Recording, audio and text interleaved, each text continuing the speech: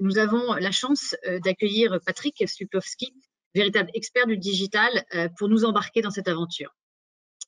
Avant de passer la parole à Aurélie Cros, qui va animer toute cette conférence et que je remercie d'ailleurs de nous accompagner une nouvelle fois dans ces événements, je voudrais simplement partager avec vous un message qui a été transmis par les dirigeants des entreprises lors de l'université du MEDEF, que vous avez probablement déjà entendu, mais qui, je trouve, introduit très bien cette conférence. Donc tout s'est arrêté du jour au lendemain, mais passé le choc du confinement, face au Covid, les entreprises se sont adaptées, tenu bon, et leurs patrons aujourd'hui voient dans cette crise inédite, malgré les incertitudes toujours présentes, un formidable accélérateur de tendance. Donc bonne conférence à tous, et je passe la parole à Aurélie. Bonjour à tous.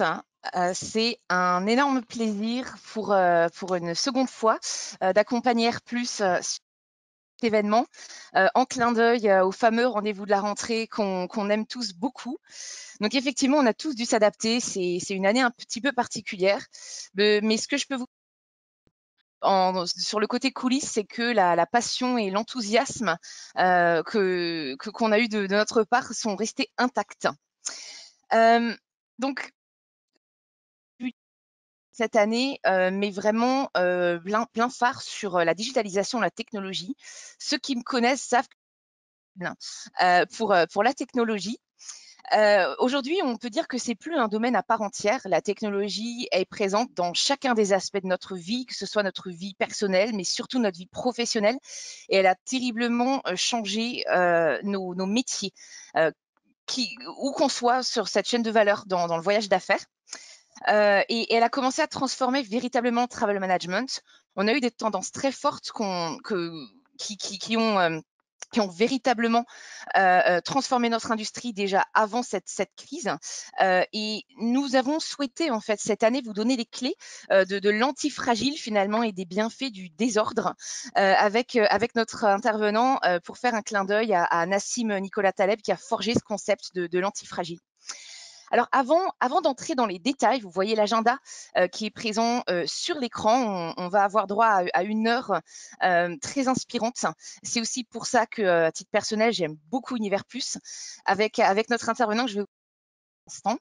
Je voulais revenir avec vous sur des aspects tout simplement logistiques. Alors, j'imagine que la majorité d'entre vous est connectée via votre ordinateur. C'est midi, donc si vous êtes en train de manger, bon appétit. Sachez que vous pouvez également nous rejoindre via l'application mobile. On vous a joint des petites captures d'écran pour vous guider là-dessus. Nous avons envie que ce soit quelque chose d'interactif. Comme Julie le mentionnait, on ne peut malheureusement pas vous voir, on ne peut malheureusement pas votre présence dans la salle, mais ça nous ferait vraiment plaisir. Voilà, n'hésitez pas à interagir via le module questions. Vous avez la capture d'écran de cette slide. Posez vos questions. N'hésitez pas à réagir. Et puis, de notre côté, on va monitorer ces questions et puis on va faire en sorte de répondre à un maximum de ces questions. Également, ce que j'aurais envie de savoir, c'est qui est avec nous aujourd'hui. Donc, si vous voulez bien commencer par répondre dans ce module questions, j'adorerais savoir si vous vous trouvez côté acheteur, travel manager, ou si vous vous trouvez du côté fournisseur, prestataire de services. C'est quelque chose qui va beaucoup nous aider également à orienter peut-être certains des points que nous allons développer. Sans transition, pour introduire ce sujet, voilà, l'année 2020, comme on le disait, a profondément bouleversé notre société et nos entreprises en leur sein.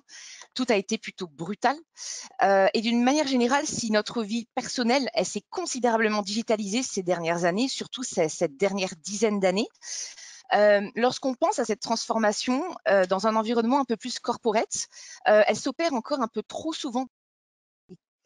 On est plutôt réactif, on n'est pas toujours très proactif.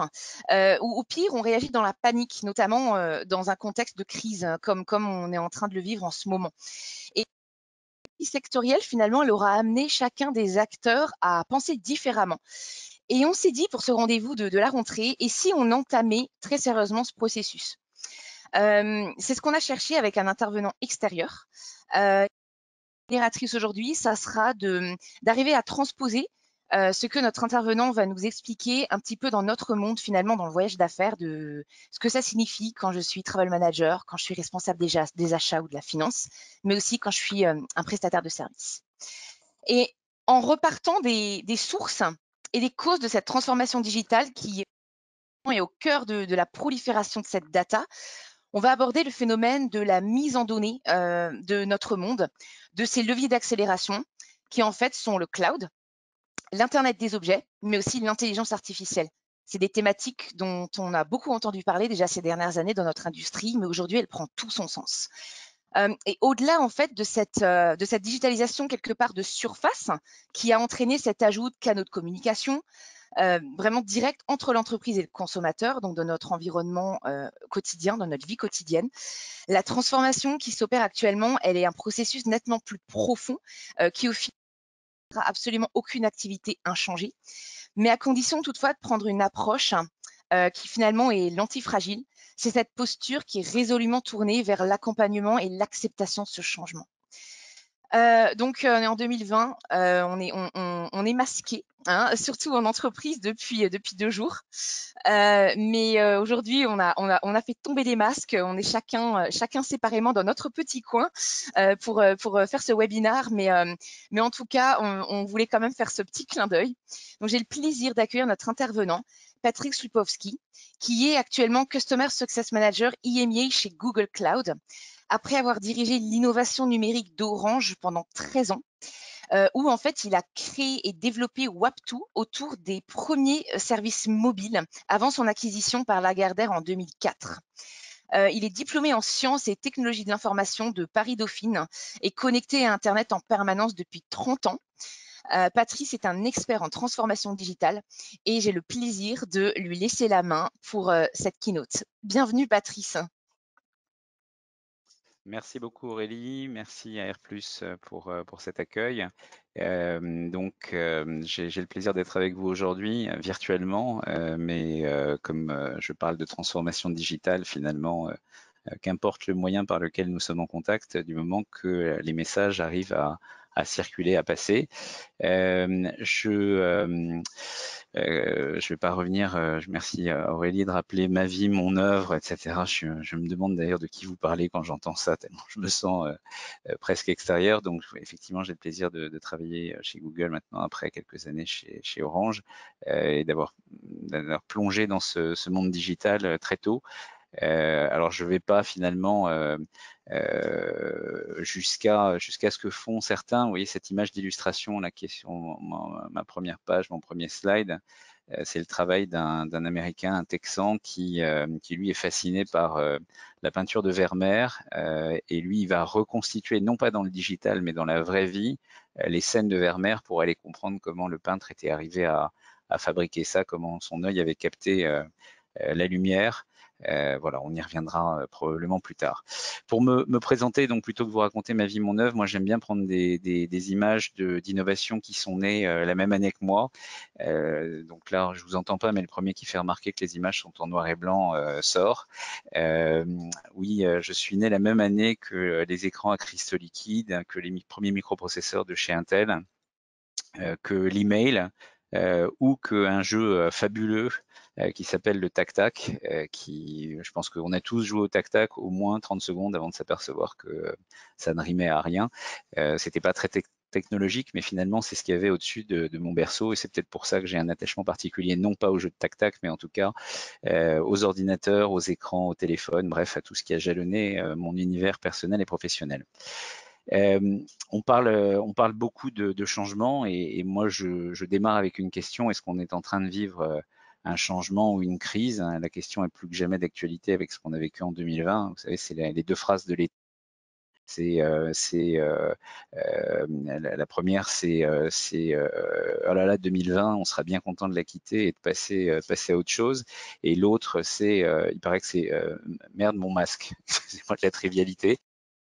qu'on dit le plus souvent quand on s'aperçoit qu'on s'apprête à sortir de chez soi ou de passer quelque part où le masque est obligatoire. Bon, donc est-ce qu'on est dans le changement ou dans la crise? C'est une grande question de fond, sachant que le changement, c'est déjà quelque chose attendez, voilà, je réussis je n'ai plus accès. Je suis juste un écran qui s'est, voilà. Donc, je disais qu'habituellement, quand je veux parler de transformation digitale, j'ai recours à cette image qui est finalement peut-être pour certains un peu anxiogène parce que elle représente une démarche de transformation. Alors certains voient dans cette lumière au bout du tunnel un élément d'espoir, d'autres sont un peu inquiets parce que ça leur fait penser, vous savez, à ce que racontent les expériences de mort imminente, les gens qui sont allés jusqu'au bout de la vie et qui ont raconté de la vie, il y avait une sorte de lumière. Moi, je le prends de manière positive, hein, d'être entouré par tous ces 0 et C1 du monde digital et d'aller vers autre chose, vers une transformation. Surtout que si je prends un circulé ces derniers temps, on vit une série de transformations et puis on regarde toujours la crise ou le sujet du moment, comme c'est le cas avec finalement cette épidémie. Et au moment où on est occupé dans ce dessin à écraser la courbe et par notre comportement vertueux éviter de surcharger les services hospitaliers, pendant ce temps-là, il y a peut-être dans notre dos ce que le changement climatique, les dérèglements climatiques vont nous imposer, qui sont des changements encore plus importants et des crises à venir sans doute encore plus cruciales. Alors la crise, la différence entre la crise et le changement, c'est peut-être sa soudaineté. Hein, quand là, ce que vous avez à l'écran, c'est une photo d'un des bâtiments route sur le port et en une seconde, on à ça. Il n'y a rien qui permettait de se dire, il y a peut-être quelques personnes qui avaient l'information qu'il y avait des produits dangereux qui étaient stockés, mais ça peut aller très très vite. Et puis pour prendre quelque chose qui est sans doute plus proche de votre domaine, mais tout aussi rempli d'enjeux et dramatique pour beaucoup, ce sont ce genre d'images que la crise du Covid nous a habitués, des avions qui sont cloués au sol par dizaines, par centaines. Alors on avait autrefois ces images-là qui existaient que dans des grands cimetières aériens dans le désert de l'Arizona. Aujourd'hui, ce sont des avions en parfait état de marche qui sont cloués au sol et toute une industrie qui se demande comment elle va pouvoir traverser cette crise absolument inédite d'une ampleur colossale. Donc quand on s'intéresse en fait à ce changement, on se dit qu'il y a, c'est pas uniquement au cœur des crises, mais que ces crises vont peut-être avoir l'occasion d'accélérer des phénomènes qui étaient déjà latents. On en parle beaucoup pour la notion de digitalisation. Alors la première question que je voulais poser, moi, c'est qu'est-ce qui change?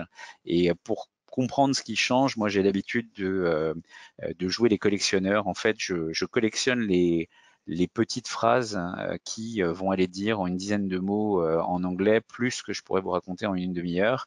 Et cette notion de changement, elle est souvent démarrée par la technologie. Vous voyez, dans chacune de ces phrases, par exemple, le logiciel qui change qui est en train de dévorer le monde, ou la data, la donnée qui est un nouveau pétrole, il y a sans doute plus de vérité que dans beaucoup d'explications que je pourrais faire. Je ne vais pas toutes vous les citer. Quand on veut comprendre le changement technologique, on peut s'intéresser à des éléments comme courbes qui sont publiées chaque année par Gartner. Habituellement, c'est au mois d'août et on peut observer que cette année, ils n'ont pas publié leurs courbes. Donc, je ne sais pas s'ils ont prévu de le faire un peu plus tard ou s'il y a tellement de choses qui changent qu'ils ont mis leur exercice entre parenthèses. Mais cette courbe, elle est intéressante parce que vous voyez les différentes technologies qui évoluent sur l'horizon du temps. Et ce qui est gradué ici, ce sont les attentes vis-à-vis de ces technologies, et on essaye de donner l'impression, enfin pas l'impression, mais la perception de combien de temps ça va mettre pour arriver jusqu'à nous. Et ce qu'on constate sur ce genre de courbe, c'est que premièrement, les processus d'innovation ne sont pas linéaires. On commence par être de plus en plus excité par quelque chose, puis en fait on le critique à fond et ensuite peut-être éventuellement ça va atteindre ce fameux plateau de productivité où on commence à aller chercher de la valeur et à faire entre guillemets des profits sur une technologie. Puis il y a des technologies qui n'atteignent jamais ce niveau-là et qui vont dans les oubliettes de l'histoire. Et puis on comprend aussi que ce qui guide les choses, c'est à la fois les attentes et le retour sur investissement, et que voilà, quand vous êtes dans la courbe ascendante, vous êtes de plus en plus populaire, célèbre, et tout le monde est hyper intéressé par ce que vous faites. Et puis quand vous êtes dans la partie descendante, c'est le moment où vous ne voulez pas croiser quelqu'un qui parle un petit peu de finance et qui va aller vous questionner assez fortement sur le retour de tout ce que vous avez déjà investi. Donc ça, c'est un peu un résumé de ma vie d'innovateur. Raconter des histoires, participer à la communication de sujets qui sont tous plus intéressants les uns que les autres, et puis ensuite, surtout, trouver un moyen de transformer ça en business, mais ne pas se retrouver dans la position où on vous coupe les ailes ou le carburant avant d'avoir atteint ce moment-là. Donc, si je prends une des phrases et un des exemples pour illustrer ce qui est en train de se passer, je vais m'intéresser 2 secondes à l'Internet des objets. L'Internet des objets, on dit qu'il va impacter notre vie de tous les jours et on commence à en avoir des preuves de plus en plus tangibles. Alors, c'est pas uniquement le nombre de bracelets, de modèles, de montres connectées qui apparaissent là-dessus, c'est toute une série de choses qui oui, j'en porte moi-même 2. Un ne m'a pas suffi, enfin une ne m'a pas suffi. C'est une fantastique innovation qui suit finalement une petite histoire de l'informatique et de l'électronique. On a commencé avec un moment où on avait des ordinateurs qui occupaient un étage entier d'un bâtiment. Et puis, au fur et à mesure, on est passé par une informatique qui est devenue personnelle, puis mobile, puis wearable en mauvais français, portable, c'est-à-dire sur le corps.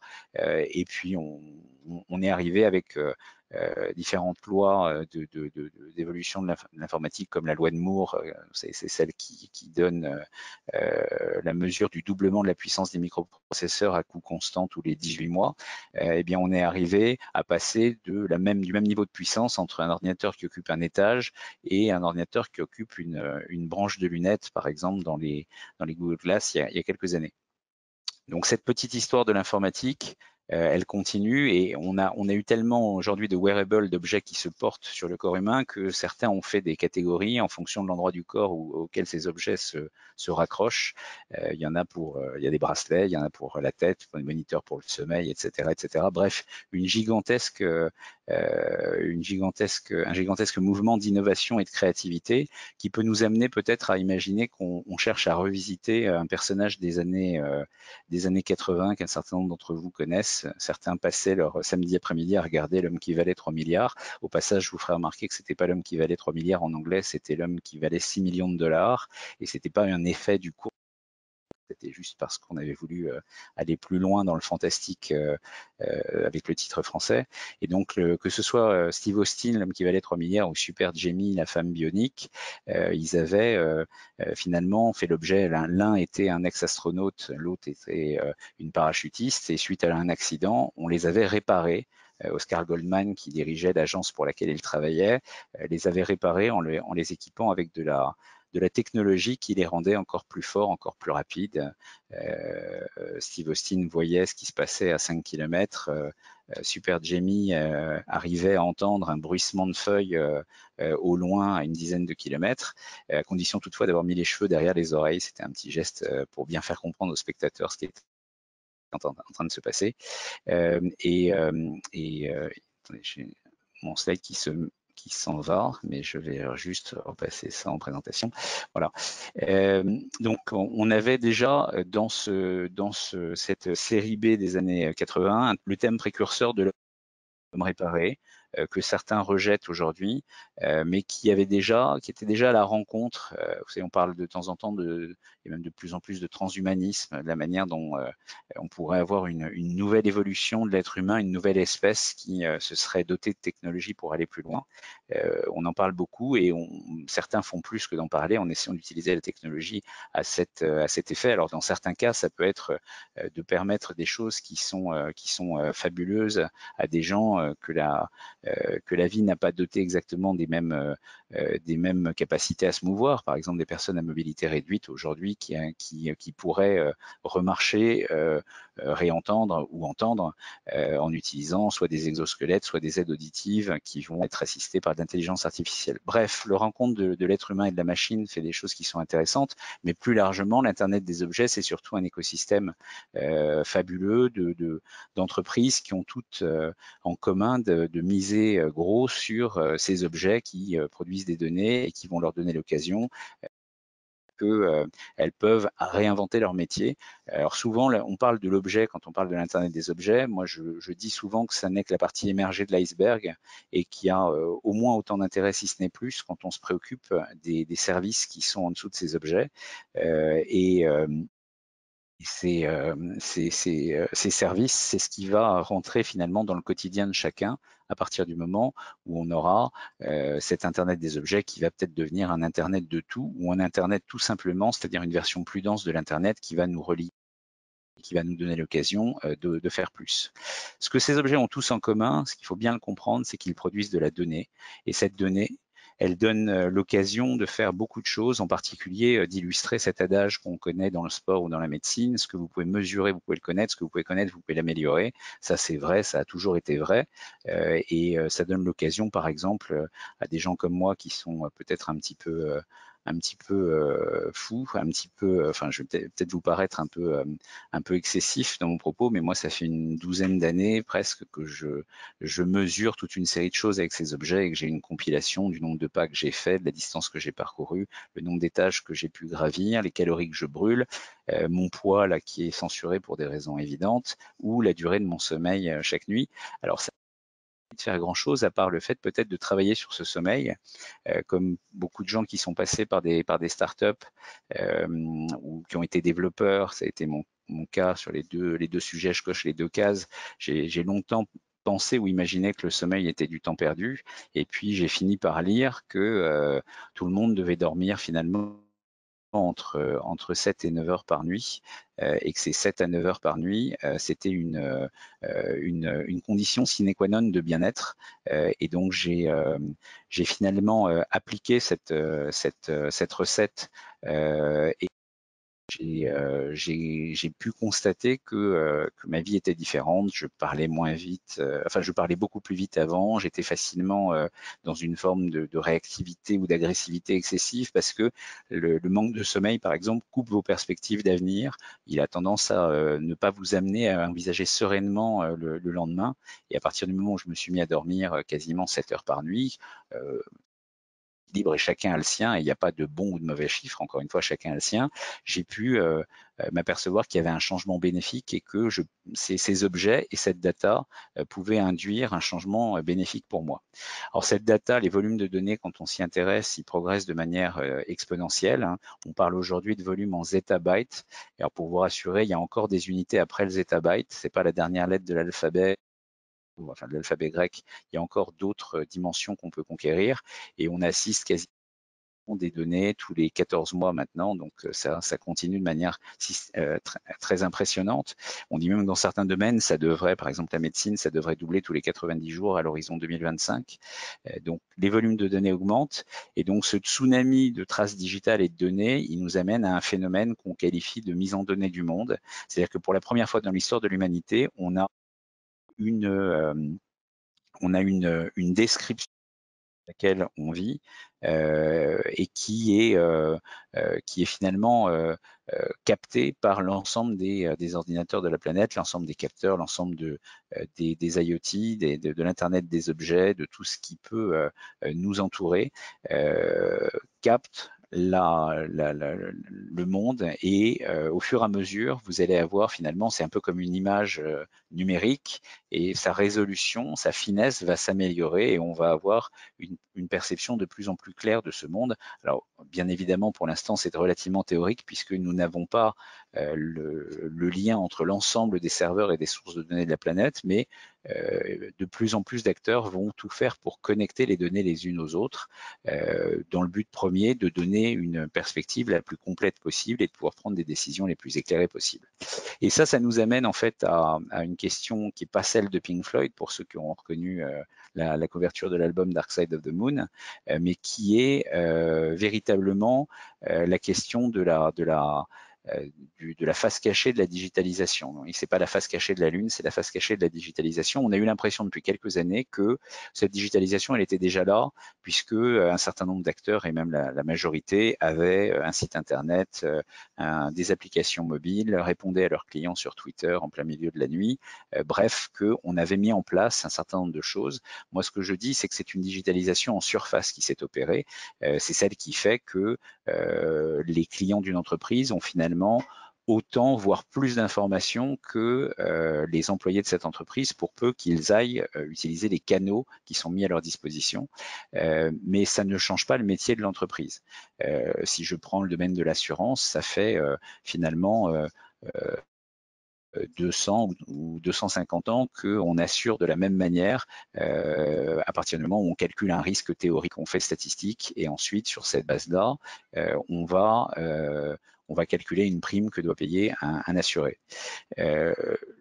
Là où on peut se dire que les choses vont changer, si on prend une compagnie aérienne comme Air France, qui a fêté ses 85 ans il y a quelques temps, on peut se dire que depuis 85 ans, le métier d'Air France, c'est de transporter des biens et des personnes d'un point A à un point B en utilisant des avions.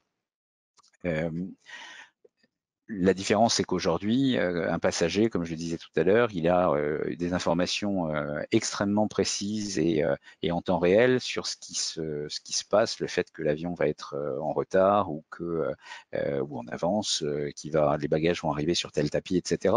Mais on n'a pas changé le fait que Air France transporte toujours ses passagers et ses biens en utilisant des avions. Le jour où ça changerait peut-être, où ça changera peut-être, c'est le moment où Air France analysera le fait que pour un certain nombre de déplacements, par exemple pour aller rencontrer un client, un partenaire à Francfort, plutôt que de faire une journée, un one-day travel vers Francfort, j'aurais peut-être intérêt à aller dans des locaux proches de mon lieu de travail ou proches de mon domicile, dans lesquels je vais avoir une proposition de visio immersive à 360 degrés, et qu'un acteur de la chaîne, que ce soit Air France, que ce soit une autre entreprise, un voyagiste, va aller finalement utiliser des technologies, des réseaux pour aller proposer une expérience de déplacement ou de rencontre ou de travail collaboratif qui va se substituer peut-être à ce type de voyage-là. Alors, c'est pas du tout une prédiction, je dis juste que c'est à partir du moment où on commence à regarder ce genre de phénomène qu'on est dans un modèle de transformation digitale profonde, et que chacune des activités, chacune des entreprises va se poser la question de savoir si c'est le modèle par lequel elle va souhaiter changer ou aller inventer son avenir. Et ça va être cet impact du digital sur nos activités, ça va être systématique, et donc tout le monde dans les 5, 10, 20 prochaines années va se poser plus ou moins rapidement, en fonction de la complexité, cette question de la transformation, et tout le monde va être tenté d'abonder ou de résister à ces changements. Alors pour ça, le carburant numéro 1, ça va être la data. Et cette data, c'est à la fois ce nouveau pétrole, et c'est aussi finalement le moteur et le carburant peut-être de l'intelligence artificielle, ce qu'on appelle AI en anglais, Artificial Intelligence. En fait, quand on dit data is the new oil, la data c'est un nouveau pétrole, il faut l'imaginer véritablement comme du pétrole. C'est-à-dire que le pétrole qui sort de terre, vous n'en faites rien, vous ne le mettez pas dans une voiture, dans une chaudière, vous êtes obligé de le raffiner, vous êtes obligé de le transformer, et c'est pareil avec la data. Vous imaginez qu'il y a des flots de data, et ces flots de data, il va falloir les transformer dans quelque chose qui est actionnable, qui va permettre de faire des choses, et en particulier utiliser pour ça des outils ou des choses comme l'intelligence artificielle, c'est une bonne idée. Alors, on a d'ailleurs un petit sondage à vous. Aurélie, je ne sais pas si vous. Alors, je vais tenter, tout à fait. Voilà, donc vous devriez le voir sur votre écran. On aimerait vous demander de vous auto-évaluer, et sur une échelle de 1 à 5, on voudrait connaître, selon vous, votre degré d'avancement dans votre entreprise en matière de transformation digitale. Donc pendant qu'on vous laisse voter, Patrice, dans un environnement voyage d'affaires, par exemple, on a eu l'exemple d'Air France à l'instant. Par quoi ça pourrait se traduire, par exemple, une transformation digitale quand on est, quand on manage le voyage dans une entreprise?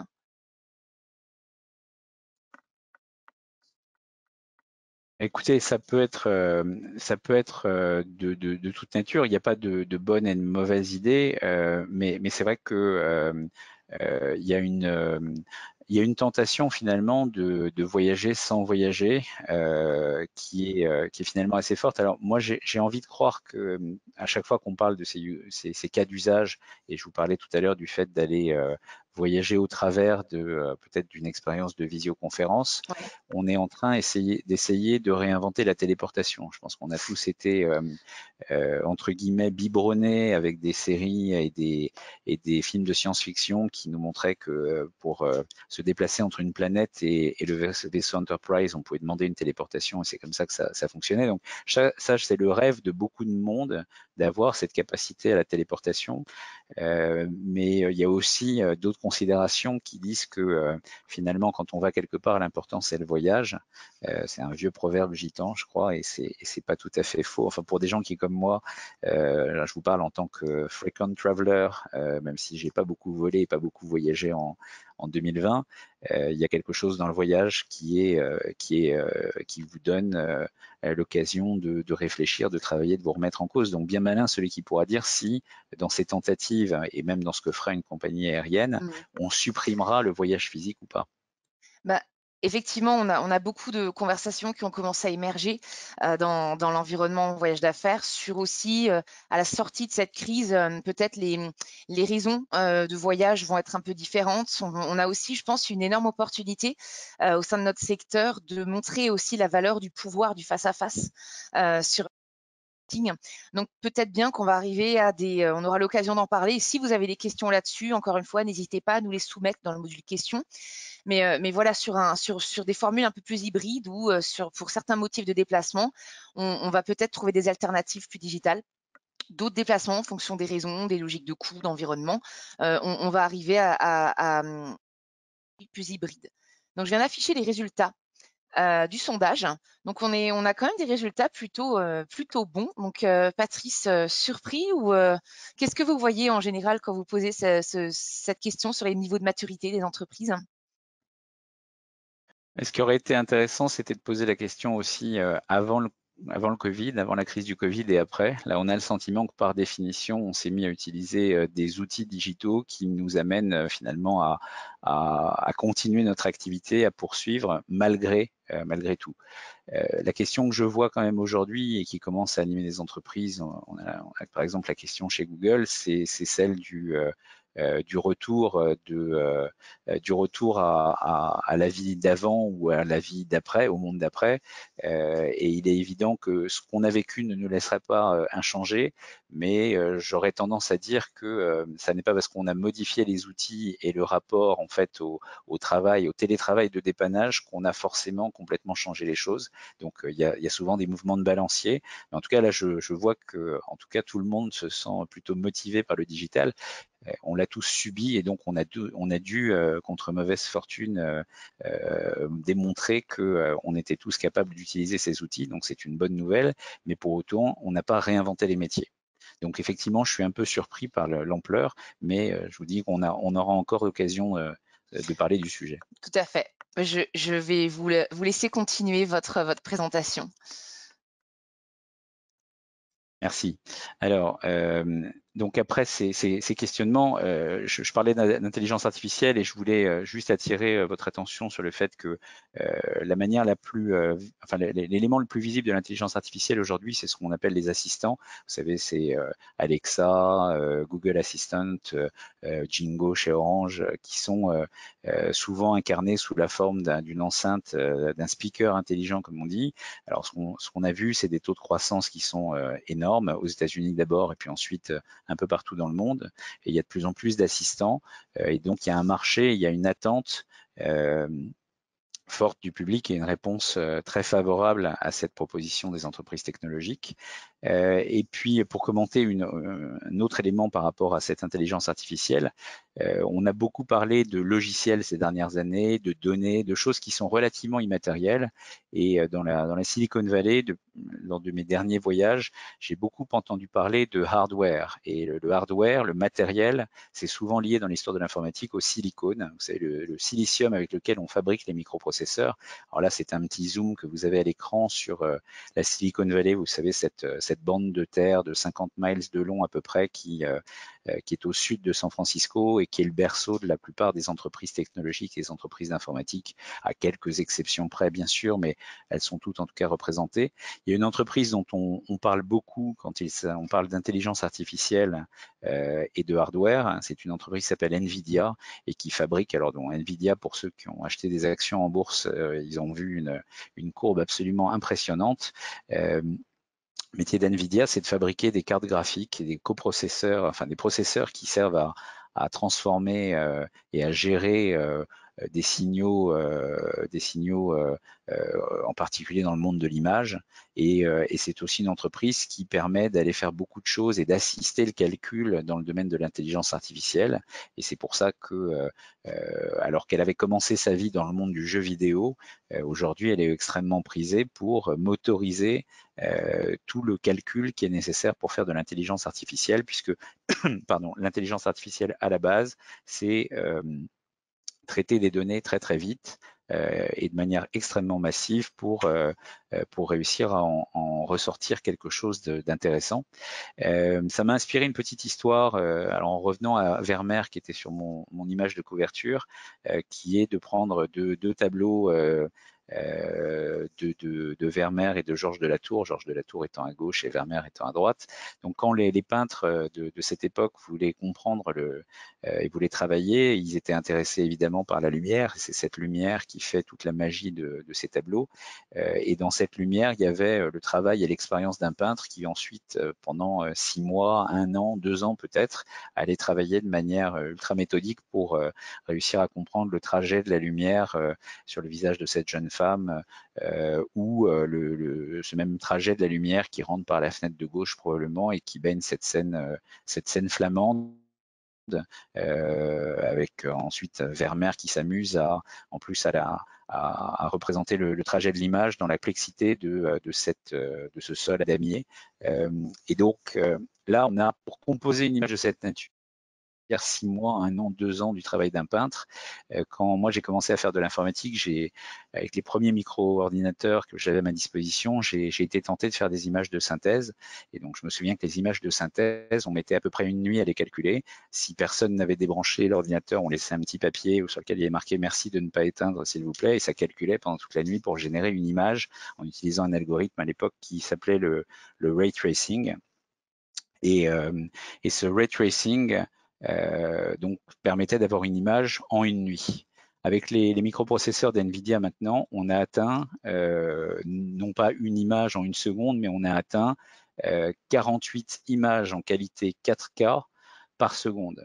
À partir du moment où vous atteignez ça, ça veut dire que vous êtes capable de calculer en temps réel des films à rendu réaliste, c'est-à-dire dont le calcul du trajet de l'image vous fait croire qu'il s'agit d'une prise de vue et que vous n'avez aucun doute là-dessus. Et donc, vous verrez, de toute façon, je pense qu'on aura l'occasion de vous diffuser aussi la présentation, où vous pouvez trouver assez facilement, remarquez aussi sur YouTube, des vidéos qui vous montrent des films comme celui-là, où un robot joue avec d'autres robots, une sorte d'Iron Man joue avec d'autres robots. Aucune de ces images n'a fait l'objet d'une prise de vue. Tout est calculé, tout pourrait être calculé en temps réel. Si vous commandiez par exemple à la voix au robot d'aller à droite, à gauche, etc., vous pourriez faire le scénario en temps réel et les microprocesseurs calculeraient les images en rendu réaliste. Alors, on peut s'amuser avec d'autres outils. Il y a un outil qui s'appelle Gogan aussi, qui est une petite démonstration d'NVIDIA et qui vous montre un petit outil dans lequel vous pouvez dire je fais un petit dessin, là c'est de la pierre, là c'est de l'eau, etc. Et à partir du moment où vous avez fait votre dessin, eh bien, il va vous le transformer en image photoréaliste. Vous allez avoir un endroit du monde qui n'existe pas et qui est simplement le calcul, après avoir ingéré des millions d'images, le calcul d'une scène qui a été faite grâce à une intelligence artificielle et qui va vous proposer quelque chose que vous pouvez utiliser derrière dans vos présentations, etc. Alors ça m'inspire même un petit jeu, c'est de vous proposer des visages, parce qu'il faut travailler quand même sur la confiance. Et donc, vous pouvez imaginer qu'il y a des gens que vous rencontrez de manière quotidienne par exemple sur Internet, des gens qui vous sollicitent. Et moi, j'ai envie de vous demander de choisir 2 numéros. Et le petit jeu que je vous propose, c'est de choisir le numéro d'un visage auquel vous feriez tout de suite confiance, et puis de choisir aussi le numéro d'un visage auquel vous ne feriez absolument pas confiance. Je vais remettre le slide à l'écran. Et donc voilà, si vous l'avez dans vos têtes, à qui vous feriez confiance et à qui vous ne feriez pas confiance, moi j'ai envie de dire que je fais confiance à la 3 par définition. J'ai plutôt tendance à faire confiance aux enfants. Et puis je fais moins confiance à la 4. Le visage m'inquiète un petit peu. Je ne sais pas s'il est parmi vous, s'il est connecté aujourd'hui à notre webinaire, mais si cette personne est là, je m'en excuse de ne pas l'avoir fait confiance. Bon, vous avez vos nombres, et en fait, la réponse, c'est que aucune de ces personnes n'existe. Il s'agit ils sont amusés il y a 1 an et demi de ça, certains se sont amusés à générer des visages avec de l'intelligence artificielle. Ils en ont généré 100 000, et puis moi je suis parti en prendre 10 comme ça au hasard.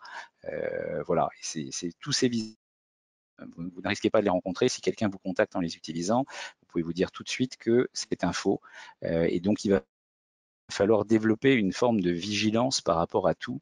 Cette vigilance, elle est encore plus illustrée aujourd'hui par le phénomène des deepfakes. Vous savez, ces vidéos qui ont été générées de manière automatique par des intelligences artificielles. Et vous avez parmi ces deepfakes, alors des choses qui sont un peu rigolotes quand on mélange l'image de deux acteurs, ou quand un imitateur américain s'amuse à prendre les visages de tout ce qui de tous les gens qui l'imitent, tous les acteurs qui l'imitent, mais ça peut être aussi assez inquiétant.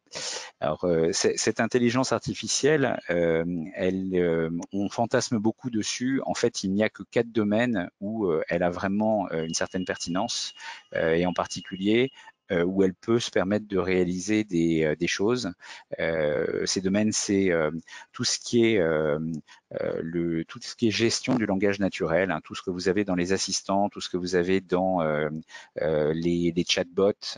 C'est de l'intelligence artificielle très appliqué à la compréhension du langage. Ça commence à fonctionner plutôt pas mal. Vous avez tout ce qui est computer vision, qui est vraiment ce qui permet à une voiture autonome, par exemple, de conduire toute seule, parce qu'elle va percevoir le monde et au fur et à mesure être capable de prendre des décisions par elle-même.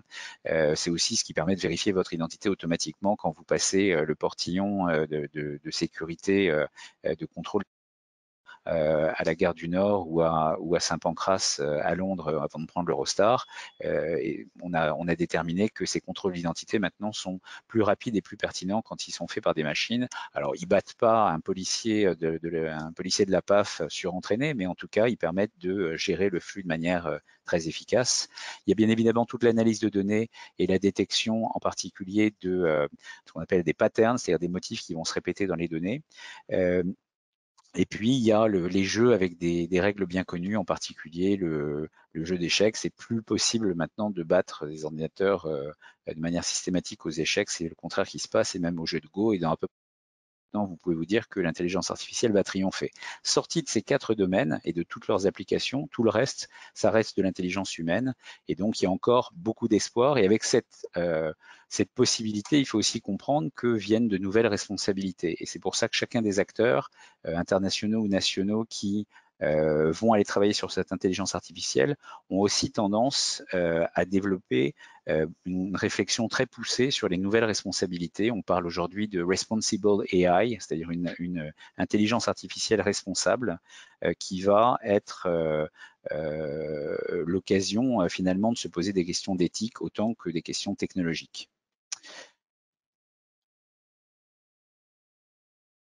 Merci Patrice pour cette première partie très inspirante. Je pense que ça donne beaucoup de perspectives sur en fait les capacités technologiques qu'on a à notre disposition. Finalement, j'ai beaucoup aimé ce phénomène de mise en données du monde qui est très intéressant. Pour essayer de retranscrire un petit peu finalement ce que ça veut dire quand on manage un programme voyage. Ce que j'ai envie de partager, si on passe à la slide suivante, c'est en fait le modèle de ce qu'on appelle aujourd'hui le travel management en fait. La data, on voit que c'est une composante essentielle qui se trouve en fait au cœur des différentes couches et des différents modules qui composent un programme voyage. Avec ses fondations évidemment qui sont les équipes, une politique voyage, mais aussi une plateforme qui permet de distribuer ses services, plateforme de réservation associée à des distributeurs qui sont les agences de voyage et les TMC. Et derrière, effectivement, cette data, c'est vraiment, quand je suis un travel manager, c'est comment moi je pilote mon programme. Comment en fait je gère ma demande et mon offre. Est-ce que j'obtiens les bons prix?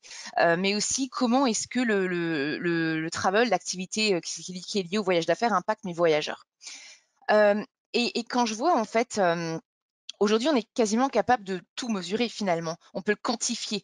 On le voit avec l'Internet des objets, on le voit avec les capacités d'analyse qui sont liées à l'intelligence artificielle. Et pour ramener ça dans notre secteur, la data, comme je disais, ça permet de tout piloter. On a aujourd'hui, cela dit, environ 80% des programmes voyage dont les KPI sont encore très orientés finance. On va raisonner en termes d'économie, on va aller chercher, comme je disais, est-ce qu'on a eu les meilleurs tarifs, quelles sont mes principales routes aériennes, quelles sont mes principales destinations, mes hôtels. Et je pense qu'ici aussi, on a, notamment dans un contexte encore plus particulier cette année, c'est ce que vous pouvez voir sur cette slide avec cette notion, on va dire, de voyage permissible, qui est finalement une composante de l'équation qui est quel est le degré de confiance d'une société aujourd'hui d'aller envoyer ses collaborateurs en déplacement professionnel dans un contexte Covid-19. Comment se sentent mes voyageurs? Où là, peut-être qu'on a aussi des données qualitatives à aller chercher, en clin d'œil à Univers Plus de l'an dernier, où on a abordé le bien-être du voyageur d'affaires.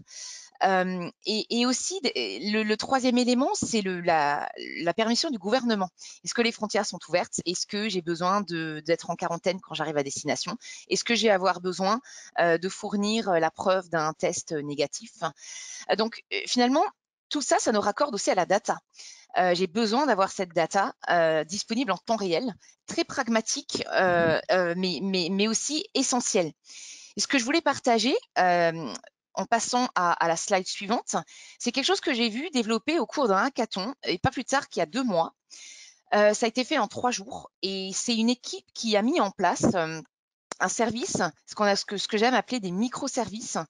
Quelque chose de très pragmatique, c'est tout simplement quand on arrive à un hôtel, on fait son check-in, on reçoit une information la plus simple possible, mais c'est à quel moment est-ce que ma chambre a été nettoyée pour la dernière fois et par qui. Tout ça, c'est via chatbot. Donc, c'est quelque chose qu'on peut intégrer dans une app, dans une plateforme de réservation. On peut l'avoir via une application de messagerie instantanée. On parlait tout à l'heure des canaux de communication qui sont finalement cette transformation digitale de surface. Et je trouve ça assez intéressant parce qu'on est aussi en train de créer, pour le coup, des nouveaux points de données qu'il va falloir intégrer dans notre écosystème. Et en parlant de data, pré-Covid, ce qui est intéressant, je voulais aussi partager une petite perspective sur à quel point les voyageurs sont confiants ou pas de donner des données personnelles pour au final derrière avoir une expérience plus personnalisée et la partager avec leurs fournisseurs de voyage. Ici, on voit une perspective, un filtre avec 3 marchés qui sont finalement les 3 marchés les plus grands en Europe, la France au milieu. Alors, personnellement, ça m'a un peu surprise même parce que on a des résultats un peu plus favorables finalement même à nos voisins allemands et à nos voisins britanniques, où il y a quand même une grande majorité, on va dire, des voyageurs qui sont assez favorables finalement à partager ces informations, que ce soit l'accès à des applications sur son téléphone, mais aussi aux applications, aux réseaux sociaux. Ce qui est intéressant aussi, si on regarde d'autres aspects sur la slide suivante, c'est ces différents accès aux données, que ce soit la destination que je visite, que ce soit les différents fournisseurs que j'ai utilisés, auxquels je fais appel dans le cadre de mes voyages. Ma réservation actuelle, les données additionnelles sur ma réservation, mais aussi mes destinations précédentes. Donc on voit qu'il y a quand même plus de la moitié des Européens, d'une manière générale, on va dire moins de la moitié, qui sont soucieux de ce partage de données. Et en partageant, en fait, en préparant cette intervention, Patrice, on a parlé beaucoup des projets qui sont liés à la data. Donc on le voit aujourd'hui, on a beaucoup de data. Et ce que j'ai envie de vous poser comme question, en essayant de me mettre dans la peau aussi d'un travel manager, c'est quels sont les écueils que vous avez observés de votre côté sur les projets qui sont liés à la data et qui sont menés par les entreprises? Je peux vous en citer quelques-uns. Le premier, ce que j'ai vu sur à peu près 100% des projets data, c'est déjà la certitude qu'ont certains qu'ils n'ont pas de data. Donc, il y a des gens qui vont dire, oui, mais nous, de toute façon, on n'en a pas. Ce sont d'autres acteurs qui l'ont, etc. On n'en a pas, donc c'est pas la peine qu'on y réfléchisse. En fait, ils ont peut-être pas encore de data accessible, mais je peux vous confirmer que tout le monde a de la data et qu'il y en a des flots absolument immenses. Et donc, il ne faut pas se dire que on n'a pas cette donnée. La deuxième erreur très fréquente aussi, c'est que je vois beaucoup d'acteurs qui vont, bon, ils sont dit, ok, on a de la donnée, on ne sait pas bien à quoi ça pourrait servir, mais on va voir. On est dans des méthodes agiles, collaboratives, etc. Donc, on va faire un workshop et dans ce workshop, on va se poser comme première question, qu'est-ce qui peut être utile, qu'est-ce qui peut être pertinent, quels sont les cas d'usage, les fameux use cases qui vont être pertinents par rapport à notre activité. Et je pense que ça, c'est une erreur de vouloir faire tout de suite des choses qui sont sérieuses et qui ont un but. En fait, la première démarche que vous pouvez faire par rapport à l'ensemble de vos clients, c'est de leur restituer de la donnée. Et je pense que, pour citer, on parle encore d'Air France, là, mais quand Air France s'est mis à donner à chaque voyageur, répondre à sa curiosité, parce que la somme des kilomètres, des miles que j'ai parcourus l'année précédente ou les 10 dernières années, et à me donner, pour l'illustrer, la comparaison entre le million de kilomètres que j'ai fait et la distance entre la Terre et la Lune, vous voyez, on a fait un détour poétique qui est pas lié au business ou quoi que ce soit, qui me restitue de la donnée, m'habitue à vivre au milieu des données. Par rapport à la statistique que vous citiez, c'est assez intéressant de se dire que on est dans une démarche qui va rendre hier. Ouais. Donc, c'est vrai qu'en apportant peut-être aussi plus de transparence, ce que j'entends beaucoup aussi, c'est des travel managers qui essayent un peu de gamifier aussi cette approche. Comme vous dites, on a ce Air France, pour retourner sur cet exemple, aussi à des badges qu'on peut obtenir en tant que voyageur. Donc voilà, c'est aussi peut-être du coup, première étape, c'est restituer ces données. Voilà, de manière intelligible, et leur donner les mêmes perspectives, finalement leur donner du pouvoir et savoir les compiler, et dans un second temps en faire bon usage. Et finalement, pour faire le clin d'œil avec ce qui est en train d'être affiché, qu'est-ce qu'on doit changer en fait dans cette approche? J'aurais envie de vous dire presque tout. Non, en fait, avant de dire exactement ce qu'on doit changer, je voulais faire un petit parallèle avec finalement un modèle dans le monde de la psychologie. Et ce modèle, c'est un modèle qui s'appelle Kubler-Ross. C'est ce qu'on appelle les 5 étapes du deuil. Donc, c'est face à une très mauvaise nouvelle, face à un décès, l'annonce d'une maladie, les êtres humains vont développer finalement une réponse et vont passer par un certain nombre de phases. Alors, selon les précisions, il y a 5 à 7 étapes. mais ça commence toujours par du déni, puis on passe éventuellement par une étape de frustration, de dépression. On va, je vais même revenir sur le précédent, là, le modèle en 5 étapes. Vous voyez, on est d'abord dans le déni, puis ensuite dans la colère. On va essayer de négocier, puis ensuite on va rentrer dans la dépression et on va finir par accepter cette mauvaise nouvelle ou ce deuil. Et on aura fait son deuil quand on va arriver à cette acceptation. Ça ne veut pas dire que on a trouvé que c'était juste ou normal. Ça voulait dire qu'on avait appris à vivre avec. Et peut-être qu'on va développer le même genre de choses aujourd'hui vis-à-vis de l'épidémie de Covid. On va se mettre aussi à vivre avec au quotidien, malgré la peur, malgré l'incrédulité qu'on peut avoir. Et donc, moi, j'ai essayé d'appliquer ce domaine-là à la transformation digitale et dire, puisqu'on est en face d'une transformation digitale, avec des champions de cette transformation digitale, qu'on appelle le GAFAM, le Big Five, tous ces acteurs, toutes ces startups, est-ce qu'on n'est pas en train de développer la même chose, où au début, on est un peu dans le choc et la curiosité, oh, c'est marrant ce que font ces petits jeunes, ce que font ces startups, etc. Ensuite, on passe par le déni où on dit mais ils vont jamais être capables de faire notre business. Nous, on fait des choses qui sont sérieuses.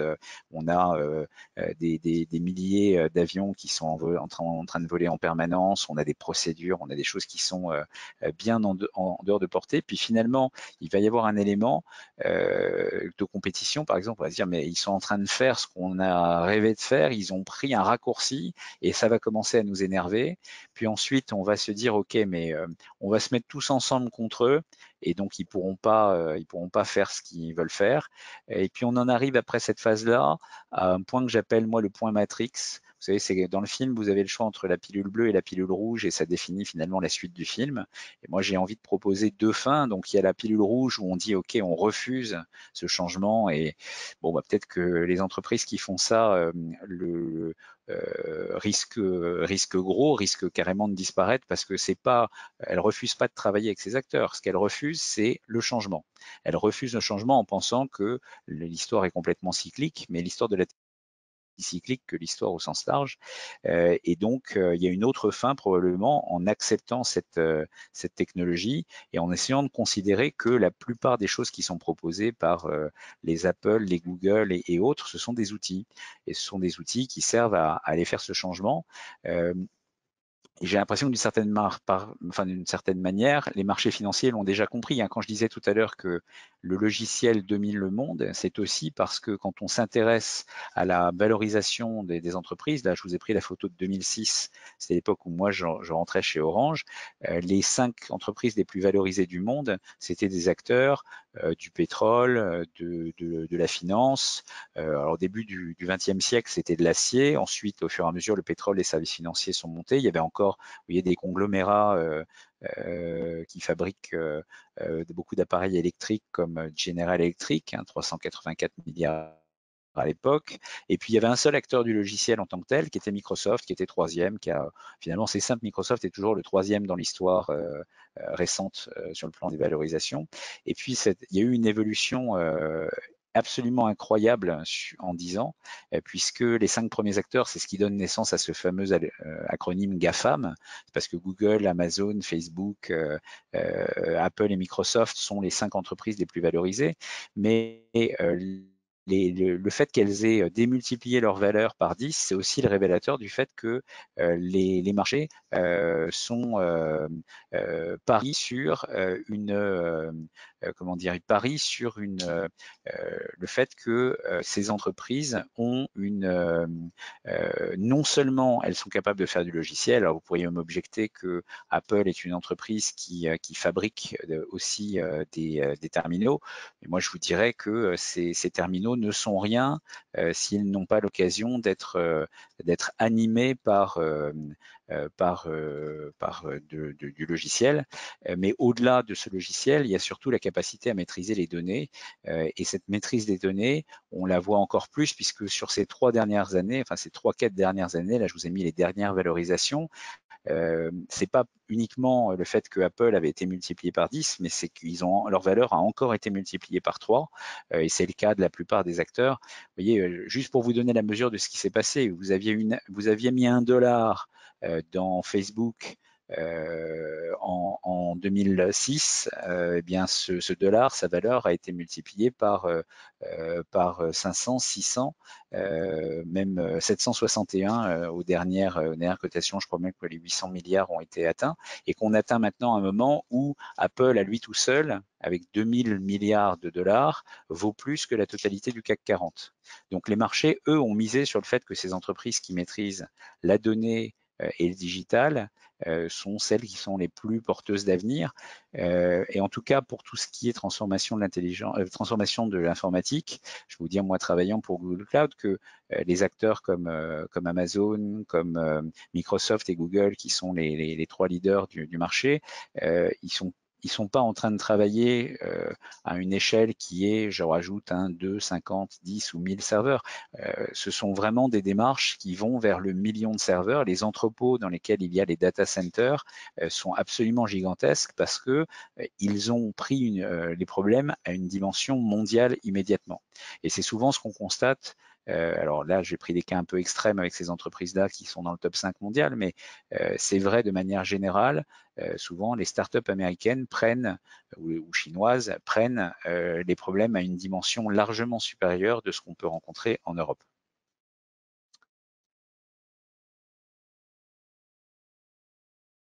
Super intéressant, Patrice. Alors, pour compléter un peu ces points de vue, j'ai trouvé quelque chose d'assez intéressant.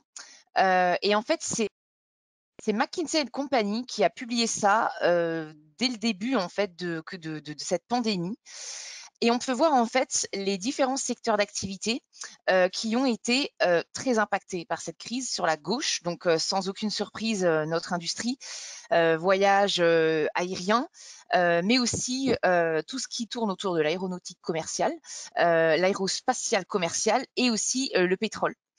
Ce qui est intéressant, c'est quand on va un peu plus vers la droite, on voit des secteurs qui ont été un peu moins impactés. Il y en a deux en particulier que je voulais souligner, qui sont vraiment, qui font écho à notre thématique aujourd'hui. C'est tout ce qui est high-tech, mais aussi la technologie médicale. Donc encore une fois, la technologie ici a eu lieu de catalyseur finalement autour de tout ça. Et cela dit, il y a aussi, on va dire, un bon côté à tout ça. Si on passe à la suivante, s'il vous plaît.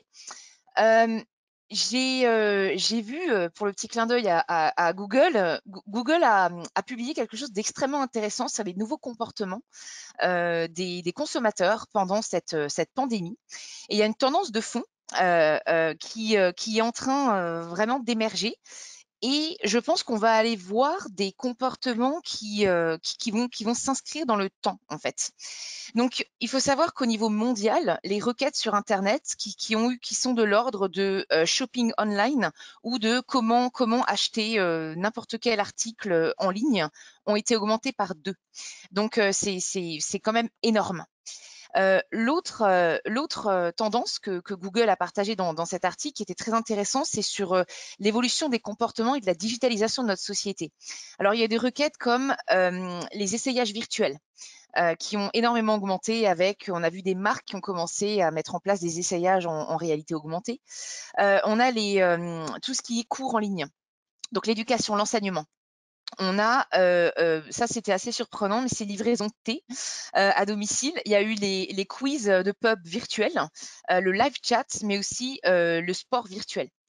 Donc, c'est assez intéressant quand on se transpose à ce qu'on se disait tout à l'heure aussi sur comment ça va se transposer dans notre secteur du voyage.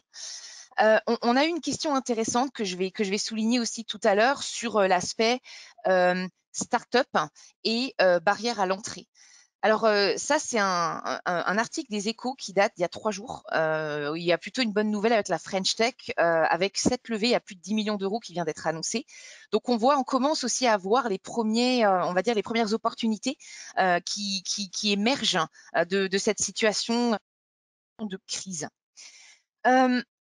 Ce que je voulais voir avec vous, j'ai trouvé que cette étape, Patrice, avec les étapes d'acceptation du deuil était extrêmement intéressante, notamment quand on transpose ça aux disrupteurs dans notre domaine du voyage d'affaires. Et je vais revenir sur ces statistiques qu'on voit sur la technologie qui change un peu aussi nos comportements dans un petit instant. Je préfère d'abord vous poser ma question d'abord. Donc, ce qui est intéressant, c'est quand on regarde aujourd'hui des marques qui sont très établies, pour n'en citer que quelques-unes, je pense à Uber, je pense à Captain, je pense à Airbnb. C'était des marques avant tout consommateurs qui ont fait leur entrée dans le domaine du voyage d'affaires par l'adoption des consommateurs, par le B2C. Et on a une réputation dans le voyage d'affaires avec une barrière à l'entrée qui est quand même assez difficile pour les startups. Donc ça commence à s'ouvrir, notamment avec ce qu'on appelle une économie d'API, où on commence à pouvoir intégrer des microservices. Donc tout à l'heure, j'ai cette nouvelle solution d'hôtel où on peut voir à quel moment sa chambre a été nettoyée, moment aussi d'autres pièces dans un hôtel ont été nettoyées. Mais en fait, les startups sont là, les idées sont là, la technologie est là. Et ma question, c'est est-ce que c'est plutôt une question de volonté? Est-ce que c'est une question de culture? Pourquoi on a du mal à embrasser ce changement? Alors, je n'ai pas forcément toutes les réponses, mais pour donner quelques pistes, et s'agissant des startups, je disais tout à l'heure qu'il y a des questions de dimension, et moi je regrette bien souvent, et j'espère que ça va changer là, ne serait-ce qu'avec les 15 milliards qui ont été annoncés pour l'innovation au sein des activités des plans de relance, que ça va changer. C'est très bien quand une startup lève 10 millions, mais 10 millions, ça ne permet pas d'attaquer un marché mondial, ça permet de commencer à stabiliser un produit, donc on est encore loin des comptes. Moi, je citerai toujours une des startups avec laquelle je travaillais il y a quelques années, Magic Leap, qui travaille sur des environnements immersifs. Magic Leap avait levé quasiment 2 milliards d'euros, 2 milliards de dollars. Bon, c'est pareil, à peu de choses près. Donc là, c'est une autre barrière à l'entrée. Après, on a aussi le fait que vous êtes dans le monde du voyage, il y a beaucoup d'activités qui sont réglementées. Donc, qui dit réglementé dit qu'il y a des barrières à l'entrée, qu'il y a du temps qui va être nécessaire pour y arriver. Bref, il y a beaucoup de choses qui vont avoir tendance à ralentir la démarche. Ce qui accélère, cela dit, j'ai trouvé ces statistiques super intéressantes. C'est une étude de Focusrite qui vient de sortir. On parlait des tendances digitales qui étaient déjà là avant la crise et qui en fait ont été complètement accélérées. Si on regarde, c'est une enquête qui a visé à connaître un peu le sentiment des voyageurs sur le contactless. Donc on parle contactless. Donc ici, on fait un zoom sur la partie plus hôtellerie. Le fait de pouvoir proposer un check-in et un check-out sans contact, on remarque tout ce qui est essentiel, ce qui est jugé essentiel est en bleu, ce qui est jugé nice to have est en rouge. Là, je veux dire, les statistiques parlent d'elles-mêmes. Donc, et c'est là aussi que ça va apporter beaucoup d'opportunités aussi pour repenser les parcours clients, repenser l'expérience voyageur, repenser la manière dont on design aussi nos solutions technologiques. Ce qui est aussi intéressant, c'est la stat suivante, c'est le paiement. Les transactions qui s'opèrent de manière contactless directement au sein des propriétés hôtelières. Là, c'est pareil, il y a un certain appétit. Surtout, on regarde voilà, le marché britannique, on est à 49% qui trouvent ça essentiel. Donc, je pense que là aussi, c'est des indicateurs qui vont être très intéressants quand on se pose et on se dit, voilà, je suis travel manager, j'ai aussi envie de pouvoir mettre mes voyageurs en confiance. J'ai ce devoir de le faire de par le duty of care, mais je veux aussi les accompagner dans cette démarche. Donc, je trouve que c'est des indicateurs qui sont très intéressants. Finalement, un dernier, c'est quelque chose que j'ai vu, je pense, qui peut être assez intéressant. Un exercice que vous pouvez faire de votre côté pour mieux comprendre en fait les contours du nouveau normal. En évaluant 2 critères finalement, c'est l'augmentation de la demande et des utilisateurs depuis la pandémie. Et le deuxième filtre, c'est les chances que ces comportements s'inscrivent dans le temps. Et c'est assez intéressant parce qu'avec ce filtre, on peut déterminer 4 catégories. La première, c'est le retour au vieux normal, finalement, où on a quand même peu de poussée de croissance et c'est plutôt on va dire des choses qui ne vont pas forcément pouvoir être soutenues dans les poussées de croissance du Covid. Quelque chose qui est très passionnant, mais uniquement pour le moment, on est plutôt sur du court terme. Quelque chose qui a un potentiel de rester, avec des nouvelles expériences qui sont à designer, à déterminer, un énorme potentiel d'être cimenté dans le prochain normal, et des accélérateurs très rapides, avec des alternatives aux expériences traditionnelles en personne qui sont hautement performantes et qui vont persister. Donc, pour faire la transition avec notre dernière étape, et encore une fois, on va avoir un petit peu de temps à la fin pour adresser vos questions. Patrice, c'est quoi la meilleure approche pour changer? Si je le savais. Non, j'ai quelques indices et quelques peut-être bonnes recettes à vous proposer. Alors souvent, moi je dis, dans les entreprises, on a vécu cette transformation digitale un peu comme les saisons d'une série, et on est pour certaines relativement avancé. Je voyais tout à l'heure, beaucoup disaient qu'ils étaient à 4 sur 5 sur cette transformation, donc peut-être qu'ils sont au moment où ils ont arrêté de penser que le digital était quelque chose de spécifique qu'on mettait dans une petite boîte avec un chief digital officer qui ne faisait que ça et qui n'était pas impliqué dans la totalité de l'entreprise. Vous avez bien compris que mon propos, c'est de dire que le digital touche tout et que c'est une transformation du métier de l'entreprise qui est attendue. Et donc, ce stade où on accepte ça, c'est un stade que je qualifie de maturité digitale.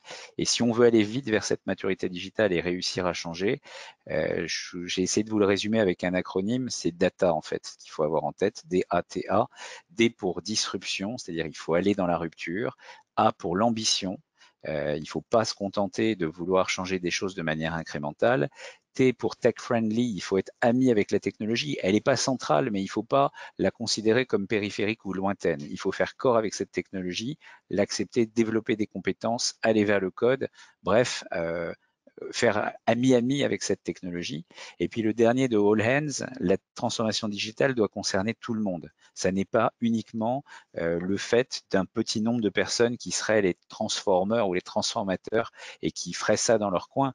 Tout le monde doit changer ensemble, tout le monde doit accepter ce changement dans une entreprise et dans un réseau de partenaires, dans un écosystème, sinon le changement n'aura pas lieu. Donc c'est vraiment les 4 facteurs clés de succès qui sont résumés par ce data. Dans la partie rupture, j'oppose bien évidemment ce qu'on appelle l'innovation incrémentale et l'innovation en rupture. Quand vous avez tendance à réussir à redesigner une bouteille d'Evian de manière très jolie et que vous vendez 1 litre 25 au prix d'1 litre 50, bon, c'est pas mal, mais ça change pas fondamentalement votre métier. Vous en avez pas vendu beaucoup plus. Quand on parle d'incrémental, si je prends quand on parle de disruptif, de transformation rapide et de rupture, moi je vous invite vraiment à réfléchir par exemple à ce qui s'est passé sur le monde de l'audiovisuel. Quand vous avez un acteur comme YouTube ou Netflix et que vous regardez les chiffres de ce qui est consommé, de ce qui est produit, de ce qui est visionné, vous apercevez que ce sont des phénomènes à croissance totalement exponentielle et qui continuent à accélérer et qui font en sorte que si vous interrogez aujourd'hui des jeunes pour savoir quelle chaîne ils regardent, ils vous parleront des chaînes YouTube. La perception des chaînes de télévision qui pourtant régnaient en maître il y a quelques années, elle est aujourd'hui totalement imperceptible pour des gens de moins de 30 ans. On a chez Google, pour qualifier ça, un terme qui est assez intéressant qu'on appelle le 10x, 10 fois. Donc, on différencie en fait des innovations qui sont des innovations à 10% et des innovations à 10 fois. Et on essaye, nous, de travailler avec nos clients et de travailler aussi chez Google à des choses qui vont démultiplier jusqu'à 10 fois ce que vous faites parce que vous allez prendre d'autres chemins. C'est par exemple ce que font des acteurs comme Elon Musk quand il essaye de développer de nouveaux modes de transport, comme par exemple l'Hyperloop. Alors l'Hyperloop, vous savez, c'est ce train qui, en filant dans le vide, va être capable d'aller à 1000 km/h dans un tube. Alors les Chinois vont plus loin, et c'est un consortium qui habituellement fabrique, c'est un consortium militaro-industriel en Chine qui essaye d'imaginer aujourd'hui un T-Flight. Alors lui, il va pas aller à 1000 à l'heure, il va aller à 4000 km/h. Et moi, je me souviens d'avoir discuté avec des gens qui étaient assez proches de ce domaine en leur disant, mais alors vous voulez faire Shanghai-Pékin? Et ils m'ont dit non, on veut pas faire Shanghai-Pékin, on voudrait faire Shanghai-Londres. Alors tout de suite, ça vous donne une autre autre dimension dans le voyage, hein, dans une sorte de métro mondial qu'on pourrait peut-être imaginer. Et donc, vous voyez, quand vous voulez aller de Paris à Istanbul, ben, vous changez à Toulouse, hein, vous prenez la ligne orange après avoir pris la ligne rose, pardon. Et voilà, si vous trompez pas, Istanbul est à portée de main. Vous pouvez aller à Tbilissi en descendant la station d'après, ce qui vous permettra derrière de rejoindre le sud de l'Inde. Peut-être que ce métro mondial est à portée de main. Et en tout cas, on est dans quelque chose qui peut aller très vite pour peu qu'on s'en donne les moyens. Et en tout cas, qu'on ait l'ambition d'une transformation profonde, en particulier de nos modes de déplacement. Bah, j'aimerais bien pouvoir être en moins d'une heure à l'autre bout du monde. Ce serait pas mal. Moi, je suis pas sûre que les compagnies aériennes seraient très contentes, mais mais en fait, je pense que c'est un symptôme des grandes transformations qu'on va avoir, qui sont même plus tangibles que finalement la transformation digitale, avec des technologies qui vont aussi du coup permettre de créer des nouvelles expériences. Alors, Patrice, moi, il y a vraiment quelque chose qui m'a interpellée, c'est cette augmentation exponentielle des data. Vous parlez de x2 en 14 mois, mais x2 en 90 jours dans le domaine de la médecine. On a une question de la part de l'audience. C'est des conseils en dehors du big data, finalement. Comment est-ce qu'on peut utiliser l'Internet des objets et l'intelligence artificielle appliquée dans un domaine du voyage d'affaires? Alors, il y a sans doute beaucoup de cas d'usage différents, mais je dirais que le big data, c'est parfois un peu compliqué parce qu'on doit raisonner sur des grands ensembles qui sont compliqués à manier. Mais avec l'Internet des objets et en tout cas avec des données plus personnelles, on peut réellement se mettre dans des démarches qui sont plus liées à l'utilisation des données personnelles, alors dans un cadre évidemment tout à fait respectueux du RGPD et de toutes les réglementations, mais il faut s'habituer en fait à restituer de la data et de l'information au client final, aux voyageurs. Moi, je sais qu'assez souvent, je me souviens de mes discussions avec Travel Manager, par exemple dans le passé, où je disais mais je comprends pas pourquoi sur l'outil de réservation je peux pas faire ci, faire ça, etc. On a été assez longtemps dans une démarche de défiance, à savoir que le travel manager a son expertise, son environnement, le voyageur d'affaires a sa perspective qui est principalement les voyages qu'il va faire, et ce sont deux interlocuteurs qui ont du mal à se parler parce qu'ils n'arrivent pas à avoir les mêmes buts et ils ne partagent pas en transparence les mêmes données. Et donc je pense que la première bonne démarche, c'est de restituer les données aux voyageurs, de le responsabiliser. Moi, si on commence à exemple que j'ai voyagé en récupérant ces données, les entreprises, alors elles sont faut parfois un peu gratter, aller demander, aller connecter des API, des sources de données, faire un peu de travail, mais ils les ont. Et c'est vrai que ça, je pense que c'est un des challenges de notre que on a les datas quand on est travel manager, par exemple. Le gros challenge, c'est la data ne nous appartient pas. Elle est présente dans différents systèmes un peu plus en silo. Et il y a eu un énorme travail de la part des fournisseurs pour essayer. On parlait des API économie, on est vraiment dans cette configuration-là. Et je pense que c'est aussi pour ça que cette question abordait un peu l'intelligence artificielle, ça, mais aussi peut-être l'automatisation quand on arrive sur du RPA, enfin voilà, l'utilisation de la robotique aussi pour analyser. On est aussi beaucoup sur des logiques un peu prédictives. Ce que j'ai entendu il y a pas longtemps, j'ai une conversation très intéressante sur une nuance entre c'est bien de faire du prédictif, mais peut-être aussi dans un contexte Covid, c'est peut-être aussi bien de faire du prospectif. Donc, une nuance que j'ai trouvée assez intéressante en termes de data. Et vraiment sur l'IA, parce qu'on voit qu'il y a des capacités d'analyse qui sont énormes dans d'autres secteurs d'activité. Sur le voyage d'affaires, quel serait son point fort? Je pense que le voyage aujourd'hui, enfin déjà, un des domaines les plus touchés par la crise dans laquelle nous sommes et un des domaines qui est le plus souvent cité dans ceux qui ont un impact sur l'environnement. Donc on croise, vous voyez, des enjeux court terme, long terme, et donc ça veut dire qu'on touche à des sujets de préoccupation fortes. Et donc à partir du moment où on peut rendre le voyageur plus conscient de ce qu'il se passe et de ce qu'il est en train de faire lui-même, on va dans le sens de l'histoire. On va dans le sens de l'histoire à chaque fois qu'on donne à quelqu'un l'occasion de s'interroger lui-même sur ses propres déplacements et de vouloir non pas ne pas voyager, mais voyager mieux, en plus en accord avec ce qu'il veut faire, ce qu'il pense, ce qu'il dépense, le temps qu'il y passe. Et donc je pense que les données et l'intelligence artificielle qui va être la télécommande de toutes ces données-là sont l'occasion finalement d'aller fabriquer ça. Et en se disant jamais, j'ai pas les données ou c'est compliqué ou c'est pas à moi de le faire. Il y a de plus en plus de solutions. Et il vaut mieux restituer des données qui ne sont pas encore totalement enrichies que se dire je vais attendre le moment ultime où toutes les sources de données seront connectées parce qu'on apprend beaucoup à le faire en fait. D'accord. Oui, c'est juste aussi une question d'avoir des approches pragmatiques finalement. D'accord, super. Non, effectivement. On a aussi eu un commentaire très rapidement avant de passer la main à Julie pour la conclusion. Il nous reste 4 minutes. On a eu un commentaire sur la French Tech et aussi les barrières à l'entrée pour des nouveaux entrants, notamment aussi locaux, francophones, par rapport à des acteurs digitaux internationaux. En 30 petites secondes, Patrice, quelle est votre vision là-dessus ?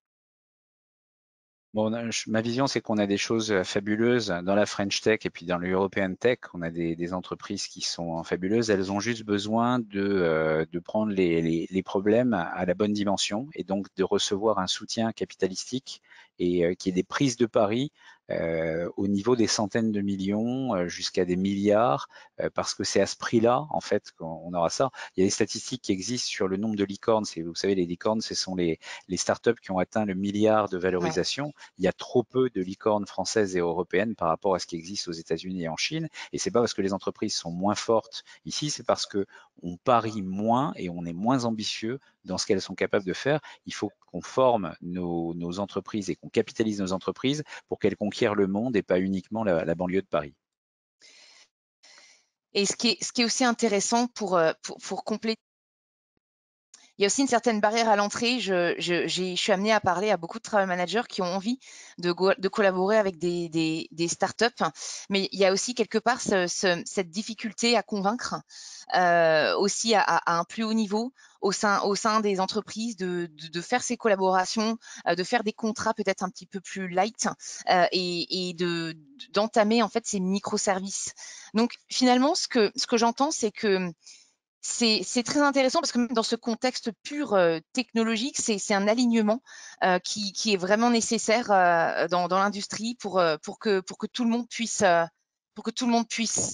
collaborer et de tout ça. Donc Patrice, on arrive au bout de ce webinaire. Au nom d'Airplus, on tenait à vous remercier pour ces éclaircissements.